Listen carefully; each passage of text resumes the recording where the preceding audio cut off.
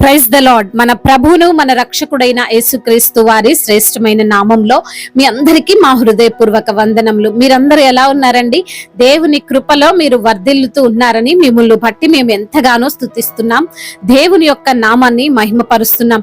మరి మానక మీ నిమిత్తము ప్రార్థిస్తూ ఉన్నాం. ఈ రోజున కూడా ఒక చక్కని లేఖన భాగాన్ని దేవుడు మనతో మాట్లాడడానికి ఇష్టపడుతున్నారు.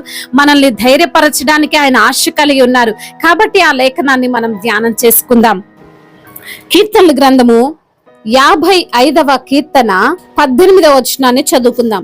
నా శత్రువులు అనేకులై ఉన్నారు, అయినను వారు నా మీదికి రాకుండానట్లు సమాధానమును కలగజేసి ఆయన నా ప్రాణమును విమోచించి ఉన్నాడు. హల్లెలూయా.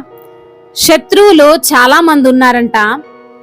మరి వారు తన మీదికి రాకుండా దేవుడు వారికి సమాధానాన్ని కలగజేసి తన యొక్క ప్రాణాన్ని కాపాడుతున్నాడు అని కీర్తనకారుడు కీర్తిస్తున్నాడు.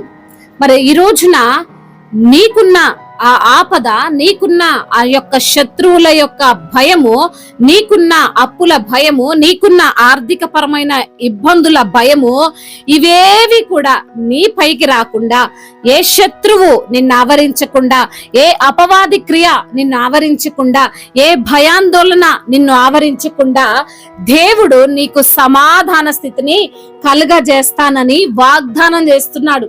మన దేవుడు వాగ్దానం చేసి వదిలిపెట్టే దేవుడు కాదు, వాగ్దానం చేసి నెరవేర్చకుండా ఉండే దేవుడు కాదు.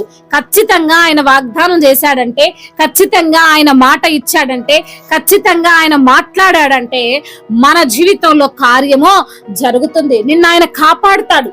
ఆయన నిన్ను కాపాడడానికి నిశ్చయించుకొని ఉన్నాడు. నీ కొరకు తన యొక్క ప్రాణాన్ని పెట్టాడు, నీ కొరకు తన రక్తాన్ని చిందించాడు.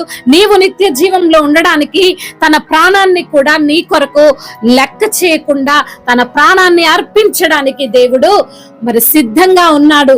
దేవుడు నీ కొరకు నీ శత్రువులను ఆయన వెళ్ళగొట్టి నీకు సమాధాన స్థితిని కలగజేస్తాడు. నీ అప్పులను వెళ్ళగొడతాడు, నీ ఆర్థిక సమస్యలను వెళ్ళగొడతాడు, నీ భయాందోళన వెళ్ళగొడతాడు, నీ పిరికితనాన్ని వెళ్ళగొడతాడు. అదే విధంగా ఏ శత్రువు నీ పైకి రాకుండా ఆయన యొక్క కాపుదలని చుట్టూ ఉంచి పగలు మేఘ స్తంభముగా, రాత్రి అగ్ని స్తంభముగా నిన్ను కాపాడి తీరుతానంటున్నాడు. మన దేవుడు కునుకక నిద్రపోక కాపాడేటువంటి దేవుడు. యెహోవా నా కాపరి, నాకు లేమి కలగదు. దేవుడు నీకు కాపరిగా ఉన్నాడు. ఆయన నీకు రక్షణకర్తగా ఉన్నాడు.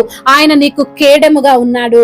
అందుకే భక్తుల జీవితాల్లో మనం చూసుకుంటే ఎటువంటి ఉపద్రవం వచ్చినా, ఎటువంటి శ్రమ వచ్చినా, ఎటువంటి మరణాపాయం వచ్చినా దేవుడు వారిని అందరినీ కూడా క్షేమ స్థితిలో ఉంచాడు. ఆ మరణం వారిని ఏం చేయలేదు అని దేవుడు వాగ్దానం చేశాడు. మరణము నుండి నీ ప్రాణాన్ని కాపాడుతానంటున్నాడు, నీకు సమాధాన స్థితిని కలగజేస్తానంటున్నాడు. పౌలు గారు సువార్త చేస్తుంటే ఎన్నో ఇబ్బందులు తనకు కలిగాయి. చాలా ఉపద్రవాలు తాను ఎదుర్కొన్నాడు. పాము కాటేసింది. ఏమి జరిగినా, ఎన్ని సమస్యలు వచ్చినా దేవుడు తన యొక్క ప్రాణాన్ని తీసుకోలేదండి. తన యొక్క ప్రాణాన్ని కాపాడుతూ వచ్చాడు. అనేక అన్య జనులకు సువార్థికుడిగా, మరి సేవకుడిగా తాను నిలవబెట్టాడు. అదే విధంగా నిన్ను కూడా దేవుడు నిలవబెడతాడు. నిన్ను కూడా ఆయన ఆశీర్వదిస్తాడు. నిన్ను కూడా ఆయన భద్రపరుస్తాడు. నిన్ను కూడా శ్రమల నుండి తప్పిస్తాడు. నిన్ను కూడా అప్పుల ఉచ్చుల నుండి తప్పిస్తాడు. నీకు సమాధాన స్థితిని కలగజేస్తాడు. ఆయన సమాధానకర్తగా ఉన్నాడు అని నీవు మర్చిపోవద్దు అని దేవుడు ఈ రోజున నీకు జ్ఞాపకం చేస్తున్నాడు. దేవుడు ఈ మాటలను దీవించును గాక. వాక్య భాగమును బట్టి ప్రార్థన చేసుకుందాం. ప్రతి ఒక్కరు కూడా ప్రార్థనలో ఏకీభవించగలరు. మహాశక్తి సంపన్నుడమైన దేవ, కృపా కనికరములు కలిగిన తండ్రి, నీకు స్తోత్రాలు. అవునయ్యా, మరి తండ్రి, శత్రువుల నుండి మమ్మల్ని కాపాడే దేవుడవు నీవే అని, ఎటువంటి సమస్య నుండైనా మమ్మల్ని లేవనెత్తే ప్రభువుడవు నీవని తండ్రి, ఈ రోజున లేఖనము ద్వారా మీరు మాతో మాట్లాడి మమ్మల్ని ధైర్యపరిచి బలపరిచి ఆదరించినందుకు స్తోత్రాలు చెల్లిస్తున్నాము తండ్రి. ప్రతి ఒక్క బిడ్డను మీరు కాచి కాపాడండి ప్రభా. ఏ సమస్యలు ఉన్నారో ఆ సమస్యలను గద్దించండి.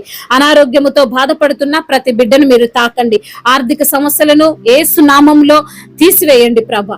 అయా మీరే వారికి జ్ఞానం ఇచ్చి ముందుకు నడిపించండి. ఏ సమస్య అయినా ఆ సమస్యలో నుండి వారిని లేవనెత్తండి, సమస్యను గద్దించండి. మంచి ఆయుష్ను, ఆరోగ్యమును, అయా నెమ్మదిని, సమాధానాన్ని తండ్రి బిడ్డలకు మీరే దయచేయమని, ప్రతి ఒక్కరికి మీరు తోడై ఉండమని, అయా మీ యొక్క కాపుదల్లో వారిని భద్రపరుస్తురమని వేడుకుంటూ, అయా ఉద్యోగం లేని బిడ్డలకు మంచి ఉద్యోగాన్ని దయచేయండి.